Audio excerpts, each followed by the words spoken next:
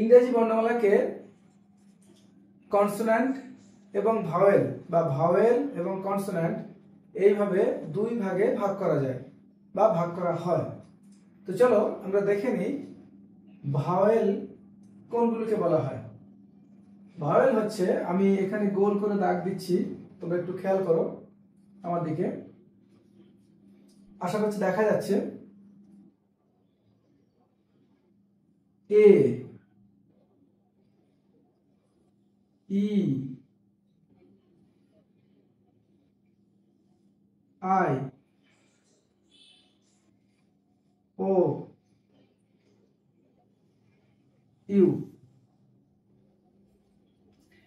তোমরা দেখতে পাচ্ছ এ, ই, আই, ও, ইউ। কেবলমাত্র এই পাঁচটি হচ্ছে ভাওয়েল। পাঁচটি অ্যালফাবেটকে বা বর্ণমালাকে ইংরেজিতে বলা হয় vowel. A, E, I, O, U. এই পাঁচটি বর্ণমালা ছাড়া বাকি যতগুলো বর্ণ দেখতে পাচ্ছ সবগুলোই হচ্ছে কনসোন্যান্ট। অর্থাৎ এ বাদ দিলে বি, সি, ডি, তারপরে এফ বাদ দিলে তারপরে ই বাদ দিলে এফ, জি, এইচ। আই চলে গেল vowel, J, K, L, M, N. O হচ্ছে vowel, P, Q, R, S, টি।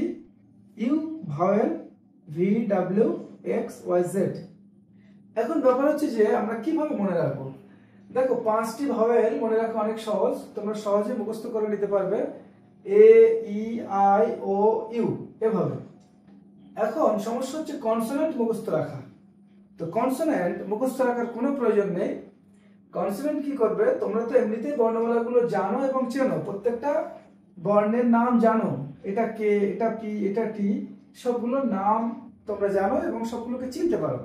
ফলে তোমরা শুধুমাত্র ভাওয়েলগুলো মুখস্থ করে নেবে।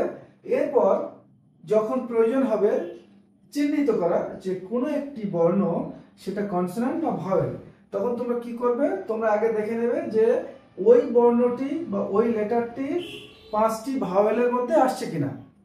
এ, ই, আই, ও, ইউ এই পাঁচটি ভাওয়েলের বাইরে হলেই বা এই পাঁচটি লেটারের বাইরে হলে সেটা হচ্ছে কনসোন্যান্ট। ফলে কনসোন্যান্টগুলো আলাদা করে মুখস্থ রাখার দরকার নেই। মূলত যখন আমরা আর্টিকেল বসাই এ এবং এন, তো এ হয় কনসোন্যান্টের আগে আর এন হয় ভাওয়েলের আগে। অর্থাৎ কোনো নাউন বা অ্যাডজেক্টিভের প্রথম লেটারটা যদি ভাওয়েল হয় তাহলে আমরা সেখানে এন বসাই, আর যদি প্রথম লেটারটি কনসোন্যান্ট হয় তাহলে আমরা সেখানে কি বসাই, সেখানে আমরা এ বসাই। তো এই ক্ষেত্রে প্রয়োজন হয়, তো শুধুমাত্র যদি আমরা মনে রাখতে পারি ভাওয়েল পাঁচটি, এ, ই, আই, ও, ইউ। আমার সাথে সাথে তোমরা বলো, এ, ই, আই, ও, ইউ। এই পাঁচটির মধ্যে পড়ছে কিনা দেখবে।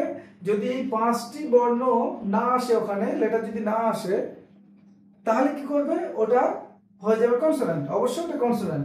তাহলে কনসোন্যান্ট মানে সেখানে সবসময় এ বসবে।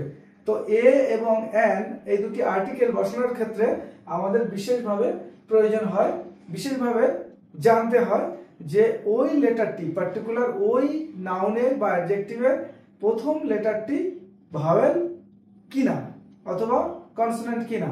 তো ভাওয়েল কিনা যদি আমরা জেনে নিই তাহলে আমাদের কনসোন্যান্ট আলাদা করে জানার দরকার নেই।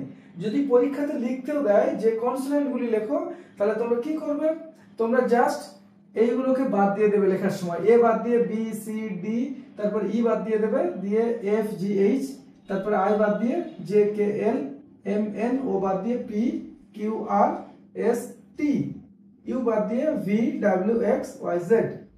এভাবে করে লিখে দিতে পারবে এবং খুব সহজে মনে রাখতে পারবে। মূলত আমার এই ক্লাসটা একবারে ফান্ডামেন্টাল স্টেজের যে কোনো বয়সের শিক্ষার্থী যিনি নতুন শিখছেন তাদের জন্য এটা কার্যকরী হবে।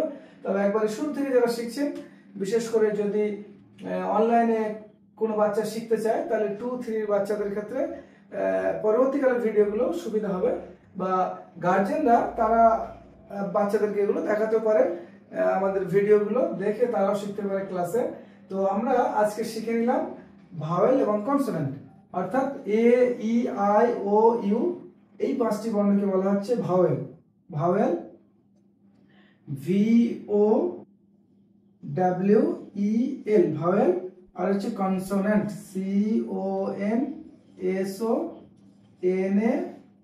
CONSONANT consonant. উচ্চারণটা কি হবে? ভাওয়েল, VOWEL ভাওয়েল, আর কনসোনেন্ট CONSONANT। তো এখানে আমরা তিনটে সিলেবেলে ভাগ করে নিয়ে কনসোনেন্ট উচ্চারণ করব। কারণ কনসোনেন্ট উচ্চারণ এবং বানান অনেকেরই ভুল হয়, কনসোনেন্ট এভাবে করে। তো আমরা ভাওয়েল এবং কনসোনেন্ট শিখে নিলাম, তোমরা খুব সহজেই লিখতে পারবে। তো তোমরা যারা শিখে নিলে কমেন্টে গিয়ে লিখবে ভাওয়েল কয়টি এবং কি কি, এবং কনসোনেন্ট কয়টি ও কি কি। যদি কয়টি জিজ্ঞেস করা হয় তাহলে ভাওয়েল অবশ্যই 5টি, আর মোট 26টি লেটার থেকে যদি 5টি ভাওয়েল বাদ দেওয়া হয় তাহলে কনসোনেন্ট হচ্ছে 21টি।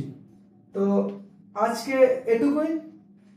ইনশাল্লাহ আমরা নেক্সট ক্লাসে আবার অন্য কোনো একটা বিষয় নিয়ে হাজির হব। ততদিন পর্যন্ত তোমরা ভালো থেকো, সুস্থ থেকো এবং মনোযোগ দিয়ে পড়াশোনা করো।